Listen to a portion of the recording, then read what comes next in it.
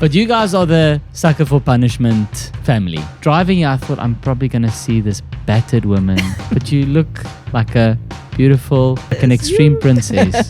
There's Wi-Fi on Kilimanjaro. It's like my mom trying to choose between me and my sister. Yeah, but I mean, she has one. She won't say, but she has one. That's why I moved to Joburg. People think I moved for work. I was just sick and tired of people inviting me for a hike.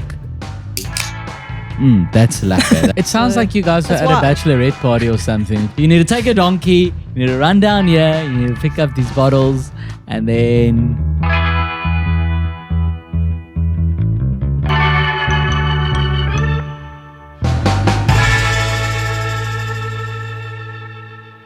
I don't feel professional in this chair because I feel so relaxed. Do you want a different chair? No, it's the best. Are we going? Hello, Mean. So welcome to your Mom with Schalk. I'm in the best chair ever. I really want to get the name of this chair. This chair is like a millionaire's chair. I feel like a millionaire in this chair. It's just like, I'm important, but I'm relaxed because I'm a millionaire and I don't have the care in the world. And means if you want to feel like a millionaire, why not have a house? This is the Hugo. I actually don't know if I've had this one on the podcast. It's an aromatized cocktail. And ladies and gentlemen, if there's one thing I want in my cocktails, it's aroma. You can just taste the aroma. Hello, ladies and gentlemen. Today I have Kelly. Kelly, your surname? Silberbauer. Silberbauer. Is it German? It is German, yeah. Okay. Silberbauer and Tannie Brenda Silberbauer. That's right. Thank you so much for being on my podcast, Your Mom with Schalk. Well, actually, thank you to you. You are the mom. And if it wasn't for you, Kelly wouldn't be here today. And I guess we could just interview you, but it would be boring. Unfortunately, you haven't cycled to Kilimanjaro. Exactly. So, but you guys are the sucker for punishment family. You, your sister, Tannie Brenda, have you done anything? What is the most extreme thing you've done? Probably climbing Kilimanjaro with them. You climbed it? Yeah. Wow. Yeah. Is it hectic? I mean, that's a cock question. Of course fantastic. It's hectic, but is it fun? Fantastic. Absolutely. I hate hiking. Yeah. I was telling Tony McCann the other day when I interviewed her, this is the season of extreme people. I interviewed Tony McCann. Nice. Who ran up a mountain and did it the best out of everyone. And now it's you, Kelly. It's crazy. It's extreme. It's extreme season. I don't know. You need to tell me, and you need to tell the viewers and the listeners, because you've cycled to Robben Island, you swam up Kilimanjaro, and then you jumped off, and then you parachuted down, and then you landed on a unicycle, and then unicycled to Europe. But what sounds have about you? Right. What you just, like I said, sucker for punishment. But you look today. You look fresh as a daisy. Oh, thank you. I did try. I had a shower before I got here. Because driving here, I thought I'm probably going to see this battered woman who just looks like, I don't know, like the life has gotten the upper hand. But you look so like you've never walked a kilometer in your life. You just look like a beautiful, like princess. A princess. Like an extreme princess. Thank you very much. Appreciate it. So what is the kick you get out of it? Is it an adrenaline rush? Is it... Yeah, depending on what sport, definitely. But then also just challenging myself. I really enjoy just pushing the limits. And I don't know, especially if someone says it's something I can't do, then I'm like, I have to prove you wrong then. Yeah. So that's definitely part of it as well. What is it something Tannie Brenda always had in her, like from a child? Was it like that you tell her don't jump on the bed, then 5 minutes later she's jumping on the bed? Probably. No, not really. I wouldn't have called her a rebel. So, but always up for a challenge, yes. And was there a moment where you thought, like, okay, I don't think my child's going to go into a more traditional, work environment, like an office or... Well, I think that quite often, actually. she's always up for a challenge, going to join different expeditions and things. But now she's starting a full-time job, so she's going to be office bound. We'll have to see how Really? that goes. Yeah. What is the job? I just started working at Dermalogica yesterday. Yesterday? But they said I could come and do this. Yeah. Wow. Yeah. Shame. Sorry. You like just started a job. Sorry, guys. I have to do a podcast tomorrow. Okay. Yeah. Not off to a great start, but what is That's a your great team. job at Dermalogica? No wonder you look so great. Yeah. I got some skin products from them yesterday, so I think it's already working. What is your job there? But I'm the graphic designer Okay. for them. Yeah. So does the stuff you've done, it's not, does it pay? I mean, I have not managed to crack that one, but I've definitely worked on the road before. So doing graphic design, freelance. So yeah, you can make that work. So while you're up there on Kili, you're asking the guards, like, can you hotspot me? I just need to a bit of send, Wi-Fi. just There need is to actually make some Wi-Fi on changes for the Kilimanjaro. clients. It's wild. There's Wi-Fi on There's Kilimanjaro. Wi-Fi on Kilimanjaro, yeah. Password, altitude. Like when you go into the slow lounge, have you been into the F&B slow lounge, and the password's always something like tranquil, travel. It's never like fucking sausage roll or whatever. Yeah. It's always like something like cool Bougie. and trendy and Yeah. bougie and to do with like traveling and whatever. So you did the cycle to Kilimanjaro, up Kilimanjaro from where? From Cape Town. From Started how on far Free is that? Street. It was just over 6,000 kilometers. Geez, okay, so you didn't get to Stellenbosch and you're like, geez, I'm tired. And then they were like, okay, well, it's Yeah. got bad news for you. You only done 50 out of 6,000. Yeah. And am I correct in saying you did that for the cause of gender-based violence? Any specific reason that sort of cause or? Yeah, I mean, I feel that everyone in the world knows or has been affected by gender-based violence. If it's personal or if it's a friend or, I mean, you turn on the news and there's something that's happened. So yeah, basically I wanted to do something about it rather than just be brought down by it and accept it. So yeah, I wanted to at least raise some awareness, raise some funding. I was cycling for Saki Bartman Center, which is here in Cape Town, in Khayelitsha. Yeah. And tell me then, how did it work? Did people like pledge like R1 per kilometer or? It was basically just whatever you felt. Yeah. Okay. Yeah. And Tannie Brenda, were you scared for her when she? Of course I was. She went. Yes, of course. But she had a tracker on her, so I was a spot watcher. You followed. And if she stopped moving, then I'd think, no, is she stopped to eat or sleep, and then I'd message her. No, it was wild. I just got to Vic Falls and I'd connected with this brewery and they were like, you have to come have a beer. And I'd been there for about 5 minutes, just got myself a beer, and I get a message from my mom. Callie, are you drinking a beer? And it was like, how did you know? Did you joke? Were you making a joke and then it just happened to... Oh, you saw she was at a brewery. You can see that. But moms know that, eh? Yeah, absolutely. I know her pretty well. Like, I didn't even have a tracker in first year, and my mom just somehow knew every time I was having a beer, which was every day. I bet she didn't. And she just like messaged me, what are you doing? Are you drinking? Yes, I'm first year. Of course I am. And then I remember it was such a big fight between me and my mom always, because she said to me the whole time, like, every time I see you on Facebook, you've got a drink in your hand. And I was like, well, because no one's taking a picture of me while I'm studying. It's just not not when people are taking pictures. Like my roommate's not going to be like, smile. Well, when I'm sitting there behind my laptop or my book. It's just when you're out. Hey. The amount of messages I get on Thunder.com Instagram. did not sneak into your bedroom and take a picture. But yeah, the amount of messages I get on Instagram where it's just like, do you actually have a job? Like, what work do you do? And it's like, but that's I just the things don't that take people photos of it, you know? people wonder. Yeah. You know, because it's just like, how the same like when you see just people on holiday in Europe all the time. Yeah. I guess because they don't post the picture of them behind their desk. But then Yeah. I always wonder myself, like, what job do you do? Yeah, what do you actually do? Because every time I see you, you're just overseas on holiday eating hummus. What do you actually do for a living? So, okay, you cycled and you did it, 6,000. Did you at least take a bus back or did you fly back? I flew back. Okay, Yeah. cool. Yeah.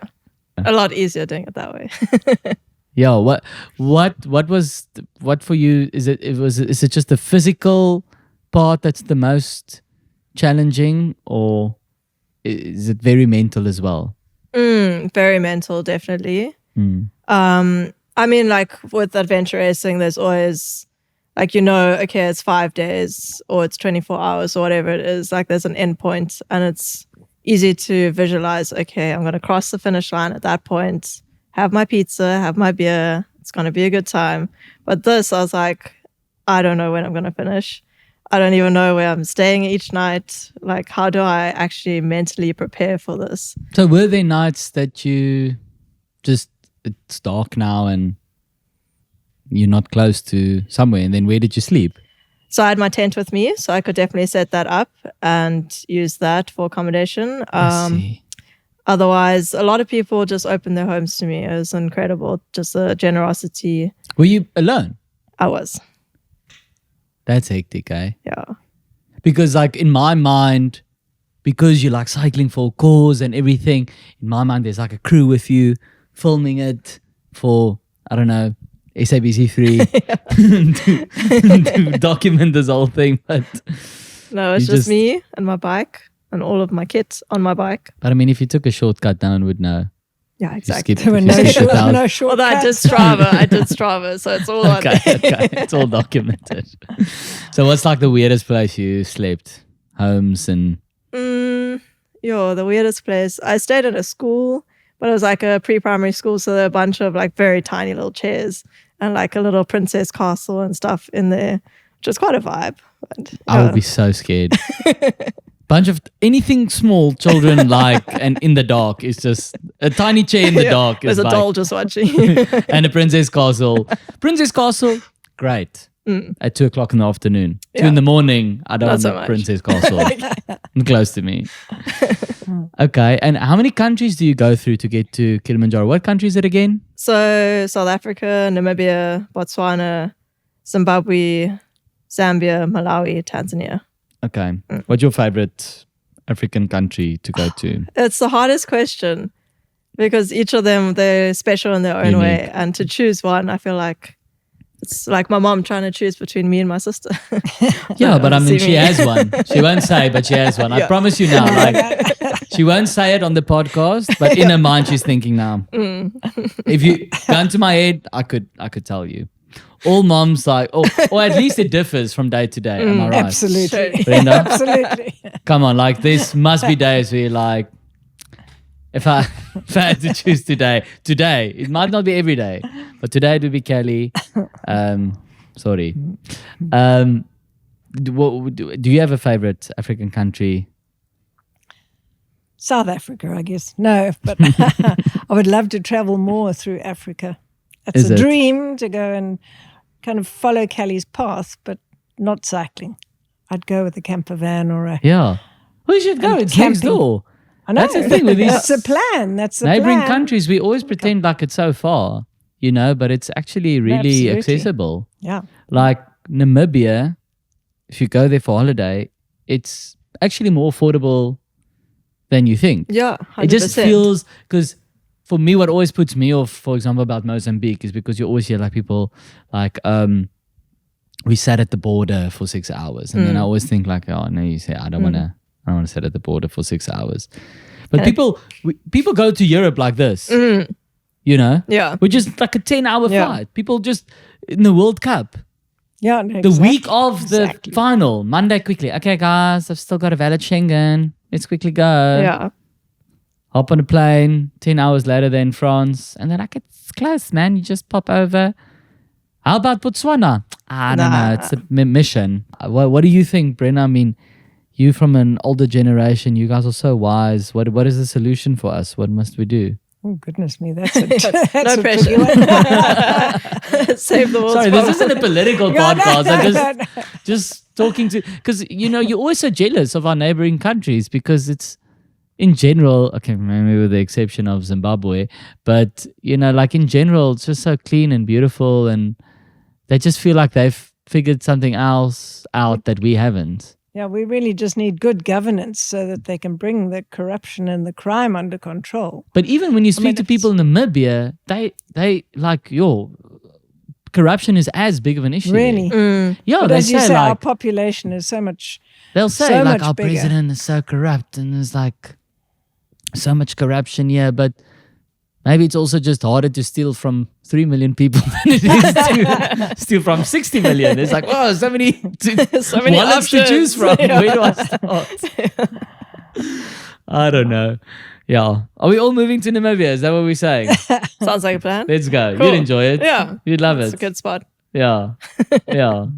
And then, okay, so you did the 6,000 kilometers. How much money did you raise for Gender-Based Violence? What did it end up coming to, the amount? It was just over 60,000. Awesome. Yeah. Lekker. Thank you. And she's now started problem. doing a walking group for the Saki Bartman. Yeah, so we have a hiking club, which you probably wouldn't enjoy. But I'll come, I'll come join for the beers afterwards. But I'm not a complete, that like hermit. I love running. I'm a road runner. I've done 2 marathons. But yeah, the hiking thing, not your cup of tea. But I'll come join for beer Yeah, after one of the okay. hikes. Amazing, yeah. I feel like you love a dope. You like Yes, a dope. I do. Yeah. Yeah. Where did Am you? I allowed to talk about other drinks besides? Yeah, you sure. Go. So I'm an ambassador for Jack Black. Okay, So- beer. And that actually linked up really nicely with my cycle last year. So yeah, basically I approached them and I said I needed some motivation to keep me going. And they were like, 100%, we'll drop beer along the way to keep you going. So I took a beer up to the top of Kilimanjaro as well. Yeah. Didn't feel like drinking it at the top, but Yeah. That's great because you don't meet a lot of athletes with a beer sponsor. That can be your next thing, riding a donkey from Cape Town to Egypt. Not a bad no, plan. not a donkey. Not a donkey. Kelly's very allergic to horses anyway. Could be interesting though. And you can raise money for, I don't know, there's so many causes. I love rescue dogs, so maybe you can do rescue dogs. Sure. And then Jack Black can send me with a cooler bag and I'll meet you Amazing. Yeah. at 5-star hotels along the way. Cool. You Sounds just like we have have to a plan. come past there. I'll come down to the foyer. Oh, thank you. Give you your beer. Yeah, because I hiked up Table Mountain once and it was the worst experience of my life.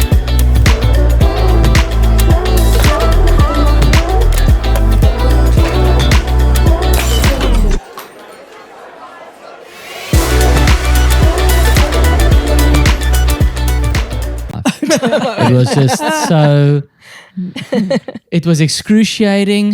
It was boring. I don't know what, and like when I lived in Cape Town, that's why I moved to Joburg. People think I moved for work. I was just sick and tired of people inviting me for a hike on a Saturday morning. And I was tired of making up. Eventually I ran out of excuses and I was just like, now I have to move to Joburg. It's the only way. But you, what do you like about hiking? Maybe I'm viewing it wrong. Tannie Brenda, what do you love about it? I love the fynbos, the mountains, the things that you see when you go out there. It's just, we live in a beautiful, beautiful country. Why not go on a game drive? Then you can see some animals as well. Yeah, no, that's fun too. But you don't get much exercise, and I don't like sitting for too long. And Kilimanjaro, what's the most challenging part, except for being Definitely Kilimanjaro, the altitude. but the altitude. The altitude what and does the it cold. do? What does it? Yeah, the coldness. But what does the altitude do to you? Because I know, is it just lack of oxygen and Yeah, lack of oxygen. You have to go really, really slowly. In fact, the guides always say "pole, pole," slowly, slowly.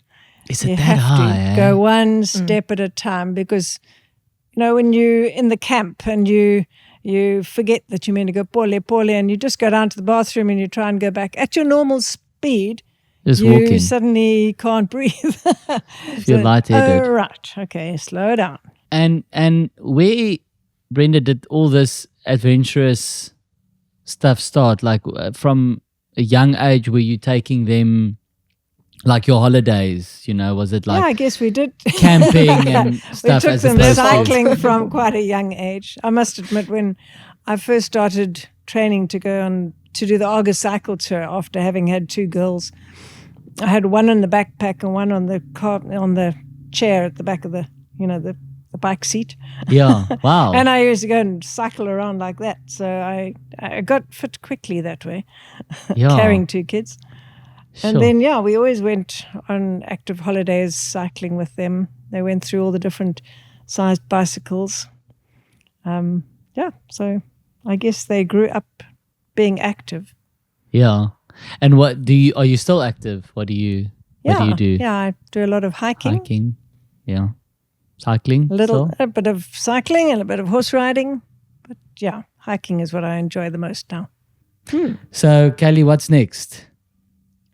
Yeah. Dermalogica. Sell some cream, make some money, save it, and then where you...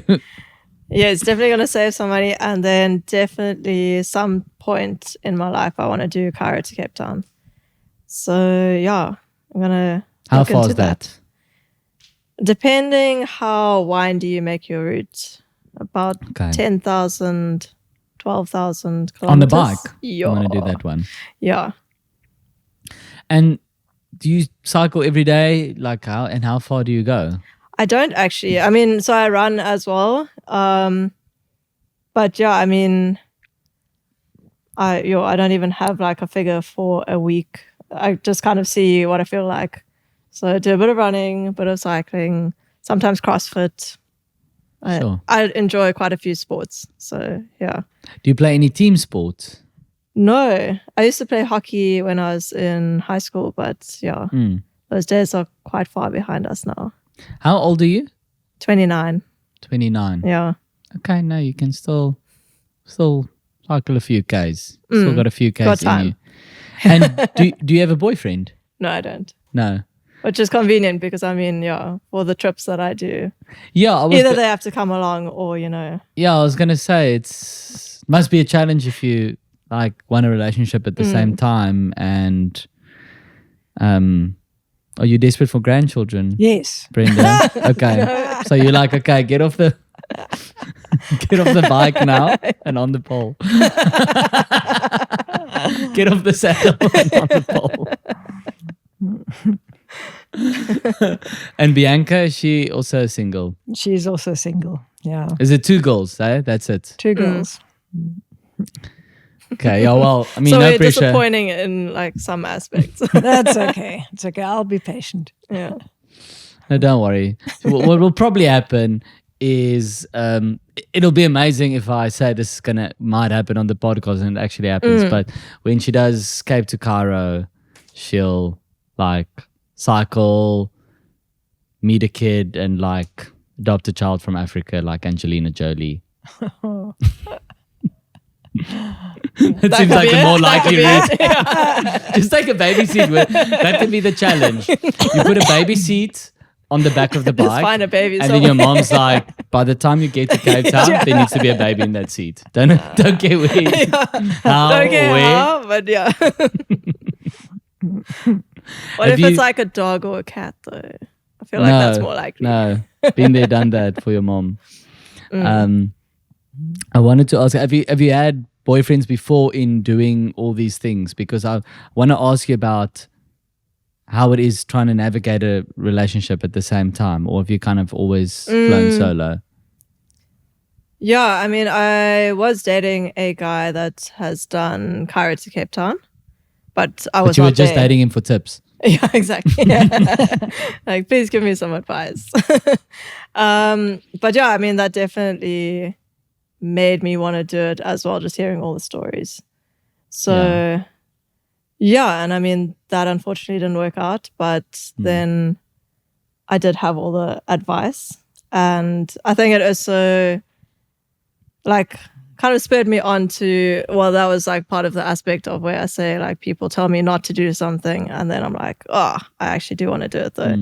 And a lot of people said that traveling as a solo female, like you just shouldn't do it, especially in Africa. I mean, well, yeah, I big was dark at the Africa. risk of sounding like a sort of whim in your life. But I did say in one of the other episodes this season, I'm in my 30s now. I'm getting older, small kids, like friends who have kids, they're starting to call me whim, and I'm not finding it at all. I'm actually quite enjoying it. I'm embracing my whimness. Even though I'm only 2 years younger than you, like, because I'm 31 and you 29, that 2 years is actually quite It's a big gap. big gap. So at the risk of sounding like a whim, I'm going to say I agree. It's hectic. It is Women hectic. alone in Africa, it's not a joke. Yeah. But And how yeah, do you navigate that? I can understand that your mom's stressed and every time you of stop for course. 5 minutes, you're like, are you having a beer? With who? Jack Black. Who's Jack Black? No, mom's the sponsor. Exactly. Yeah, so I mean, I just didn't want my gender to limit my life experience. Yeah. So I said I'm going to do it anyway. And I mean, I had a taser that I took with me. It stayed in my bag. I didn't take it out once. So that's how safe I felt. And I mean, there wasn't any situation that I felt unsafe. Yeah, I mean, I think I'm quite a good judge of character. So obviously cautious. I wouldn't take any chances, put myself in a risky situation. Well, I guess I kind of did, but by going on the trip, but you know, within reason. When you left Lee Street, you put yourself. But, you know, I think, unfortunately, the scariest part, or I think the most dangerous part is over when you leave South Africa's borders, because absolutely. a place like Namibia, a lot safer.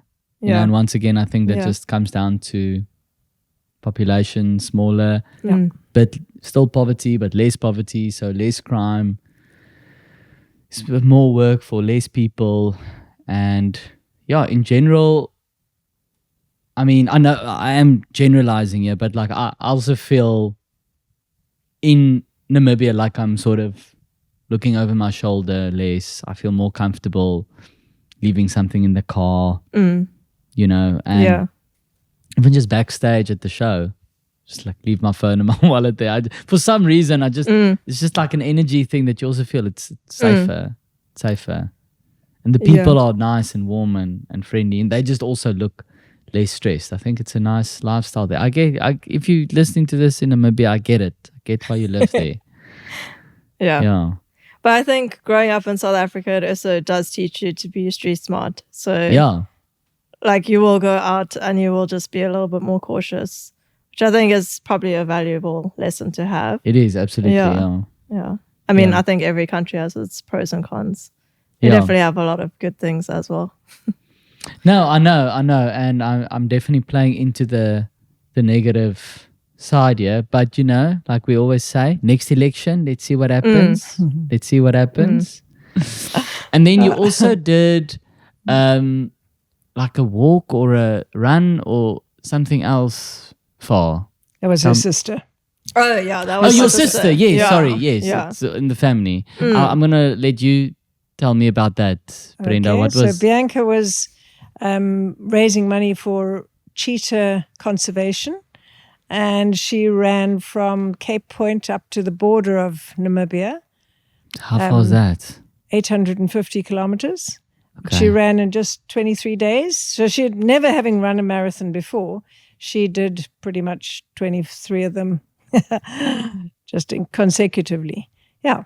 But that was a great adventure. Kelly and I went up as support team, and we had a camper van. And you drove next to her? We all the drove way? next to her and fed Really? her, massaged the legs. And yeah, it was really great because we went right along the coastal road, not the main roads. So it was really fun. Jeez, We did that's get nice. stuck a couple of times, Yeah. but you know, it was all an adventure. Did she do any training? Oh, or- she definitely did she train. definitely Yeah. trained. Yeah. Yeah. But never officially did a marathon before that. What made her choose the cheetahs?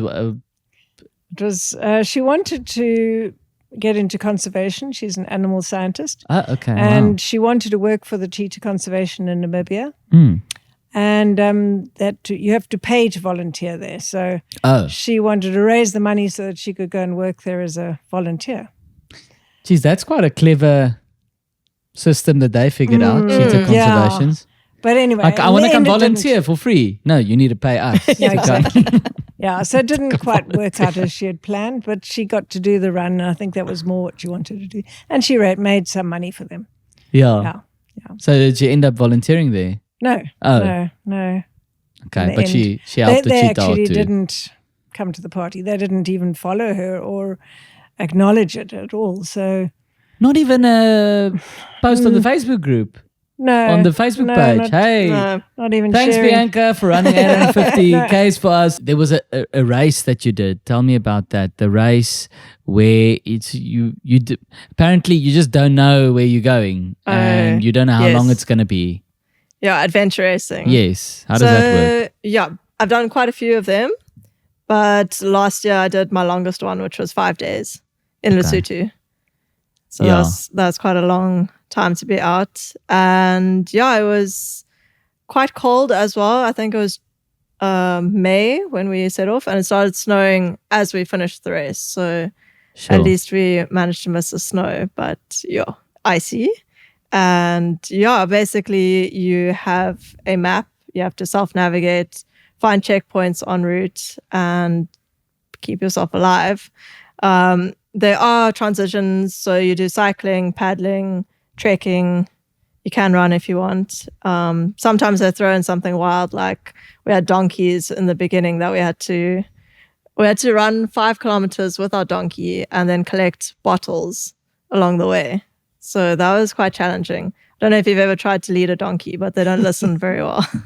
I was going to say, did it run at all, or did you have to like pull it? Ours was pretty good. But someone did get stuck in the mud with their donkey.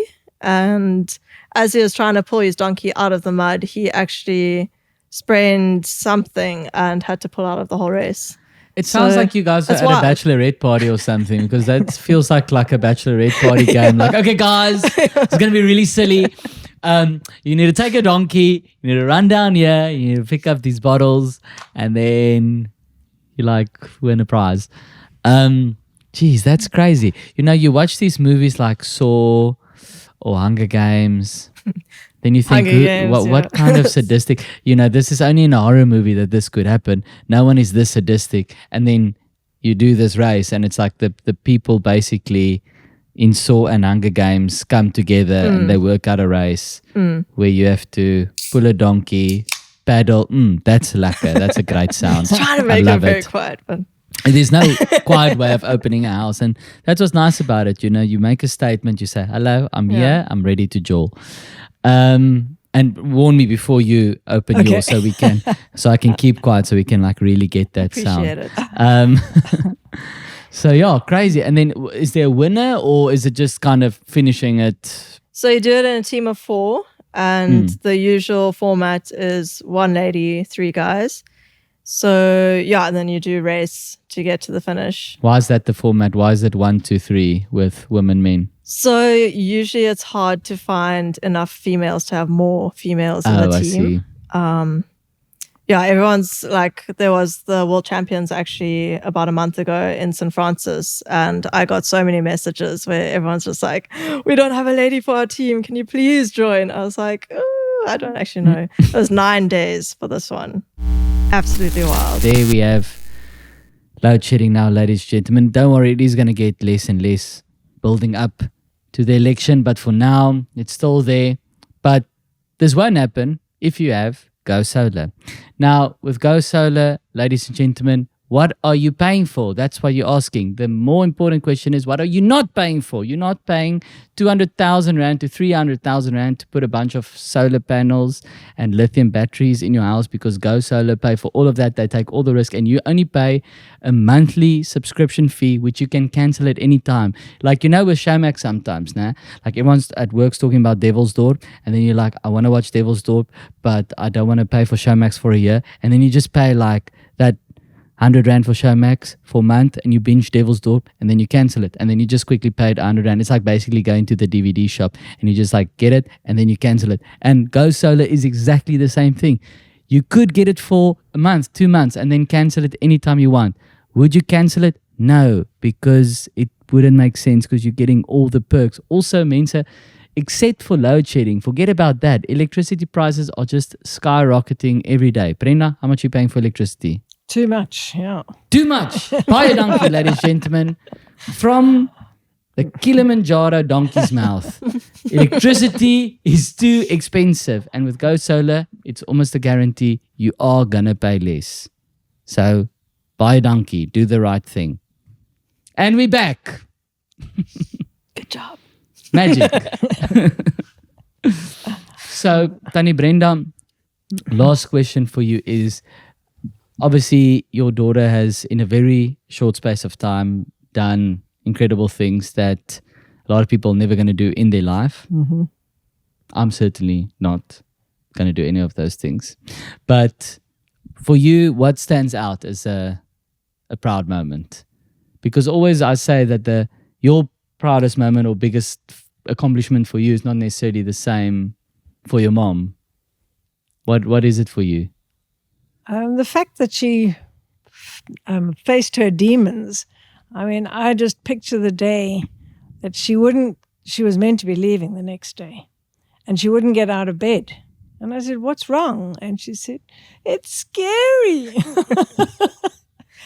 And she was working to a deadline. She had to finish her work. And then I was thinking, but you should be packing. You've got a lot to do before you go. And she couldn't get out of bed. So she was terrified, but she did it.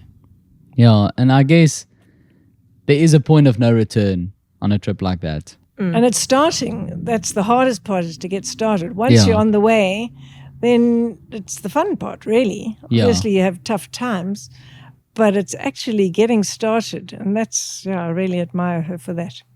Sure. No, that is crazy. Next one you're going with? Well, I'm always up for an adventure. So yes, I'd love to. But remember, for every kilometer you cycle with 2 little girls strapped to your bike, it's equivalent to 1,000 kilometers without 2 children on your bike. So that sounds good. I'm better situated to do the backup team now, I think. And what do you do now, Tannie Brenda? I haven't even asked you. We have Trails End, a bicycle hotel for active people. So hiking, trail running, or cycling. But you don't have to. You can just come and stay in the hotel. So it's out in the Elgin Valley or in Grabo. What makes it a bicycle? Like, makes it different to a normal hotel? For cyclists, for mountain bikers, because it's very well situated for all the trails. Yes, okay. So the Wine to Wells trails, the Epic trails. Yeah, so we hike those trails. And obviously we have cyclists coming regularly. So the bicycle, the hotel is geared for cyclists in that there's a bike wash, there's a safe storage for your bicycle, anything you really want. And there's a bicycle museum. Wow. But it's just a 16-room hotel. That's a very comfortable atmosphere, and we like active people to come and stay there. Sure. And do you what do you love about it? Is it like, are you one of those hotel owners that you at dinner every night and you chat to people? Yeah, I think yes, we are. We meet really, really lovely people, because people that are coming there, active people, genuinely really nice people. Yeah, so that's good. Yeah. Well, thank you guys. Kelly, it was so lucky speaking to you. I hope I'm not putting societal pressure on you, but just I like your mom, and for her sake, I hope you find someone one day and find a kid in Malawi. Yeah, just find a kid. And Tannie Brenda, thank you for chatting. Did you come all the way from Elgin to do this? Yes, I did. Oh, thank you. I really appreciate it. I hope you drove. I did. Okay, good. I did. And thank you once again to our sponsors, House, Go Solar. Thank you for making this possible, and see you next episode. Thanks, guys. You haven't even touched. Yeah, wait. Let's have the moment. Yeah, moment of silence. How's that? Oh, That was so good. lekker. Let's try I can't even say anything after that. So that's just the perfect ending. It's good. Lekker. Lekker. Your Mom with Schalk is a Telltale Media production and hosted by me, Schalk Besuitnout. Once again, please hit the subscribe button on your podcast app. That's it for today, but I'll catch you next week for another chat with another Tannie.